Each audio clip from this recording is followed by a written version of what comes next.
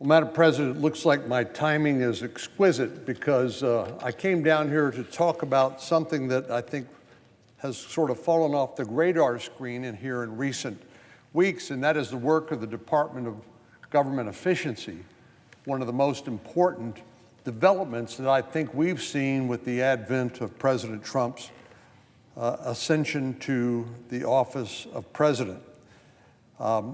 It's amazing to me to listen to my Democratic colleagues talking like Chicken Little. The sky is falling. I heard the senator from Rhode Island suggest that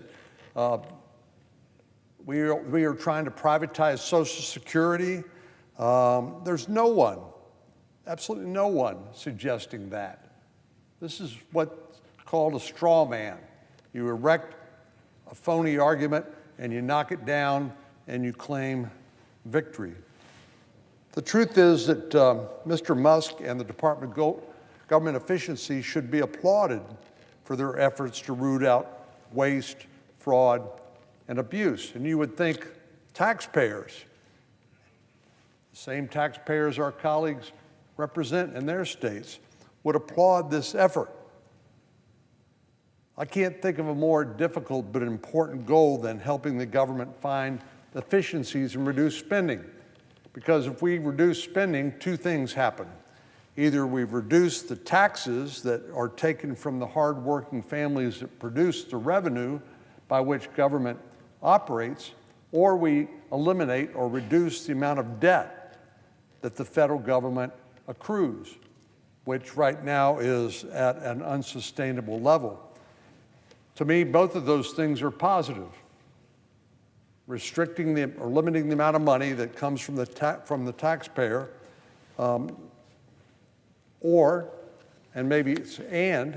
reducing the government debt. The problem of runaway spending by the government, of course, is not a new one, but it's been getting increasingly worse, particularly during the last 4 years of the Biden administration. The truth is, it's taken us a long time to get to $37 trillion in debt, but it's now reached the point of unsustainability. We are spending more money on interest on the national debt than we are on defense in an increasingly dangerous world. That alone is unsustainable. But Ronald Reagan described our spending problem back in 1984 when he said these famous words. He said, "We could say they spend money like drunken sailors, but that would be unfair to drunken sailors," which just about sums it up. For somebody like Elon Musk, who is reportedly one of the most wealthy, maybe the most wealthy person on the planet, to spend his time and effort and to assemble a team like he has to work in the Department of Government Efficiency is a huge public service. And I'm grateful to Elon Musk, who's volunteered his time, as well as recruiting others, to help the United States government deal with its spending addiction and to try to help it get clean, certainly much worse than a drunken sailor. This morning I had a chance to meet with a gentleman, Joe Gebbia, who's the former CEO of Airbnb, and who is volunteering his time because he sees this as an unprecedented opportunity to get at problems that the government historically has been unable to deal with, and that is the incredible rise and increase in government spending, the inefficiency, the waste of taxpayer funds, and the national debt. So getting a team like this with very accomplished entrepreneurs and people who've been very successful in the private sector come in and try to help us figure out how to eliminate waste and fraud and abuse strikes me as an act of patriotism and public service.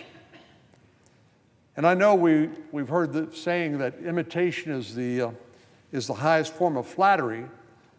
Back home in Texas, Governor Abbott and the Texas legislature have also followed dozens of other states in paying a high compliment to the Department of Government Efficiency and Elon Musk by proposing a DOGE-like task force at the state level I'm sure even in a state as efficiently run with as low a taxes as Texas, that you can find inefficiency that can be and should be rooted out. Governor Abbott recently signed the first bill of this year's legislative session into law that established the Texas Regulatory Efficiency Office modeled after DOGE. And while some states are more fiscally responsible than others, state governments, as I said, are not immune from spending taxpayer money on outdated or inefficient programs. Texas is one of the most efficient. That shouldn't surprise anyone. We have the 4th lowest state taxes in the country, and we've been ranked one of the lowest spending states in terms of state spending per capita. I look forward to seeing the great work being done down in Austin by the Texas DOGE and what they can do to try to help make state government more efficient. And I know I join many of them in thanking Elon and his team at DOGE for the inspiration and what he has brought down to our state. Of course, Elon's status within the federal government is that of what's called a special government employee. That means it's for a period of time, 130 days in this case. And with that date approaching soon, Mr. Musk indicates he plans to wrap up his work. But I must emphasize that the work of DOGE must go on. The task of improving government efficiency is one that will never be finished. And I believe that Elon Musk and his team at DOGE have made monumental progress in just a few short months. And let me give you a few examples. The Department of the Treasury started its first automated payment verification system at the recommendation of DOGE. So far, more than $300 million has been identified in improper payment requests. Over at the Center for Medicare Services, the government has launched a fraud detection operations center. And 1 week ago today, CMS announced they suspended suspected fraudulent payments to 33 different providers. One such fraudulent payment was for a patient that died 2 decades ago. It reminds me of some of the people on the Social Security rolls that DOGE has also found, some well in excess of 100 years old, if they exist at all. Well, another example included billing more than $2 million in genetic testing for patients that never actually received the test.